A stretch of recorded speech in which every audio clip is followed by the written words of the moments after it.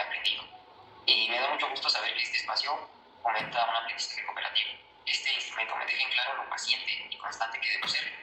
Es muy desafiante. Cuando entré al taller era porque me gustaba, pero siento que ahora es mi pasión. Creo que cuando despierto me emociona hacer, me emociona pensar en ahora qué más voy a mejorar, qué puedo lograr. Entonces se me vuelve como también inspiración. Tocar el violín significa mucho. Cuando empecé a tocar el violín, siento que no podía despegarme de él. Era una sensación muy padre ver a todos cómo tocan, cómo se esfuerzan. El taller de violín han sido una puerta a una nueva visión que yo nunca imaginé tener. En mi taller de música, este grupo y mi violín, por ejemplo, ya son parte de mi rutina diaria.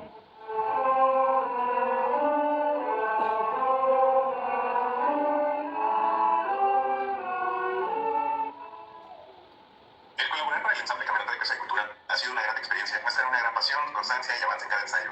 El ver que disfrutan hacer música y compartirla, sin duda es una muy grande satisfacción.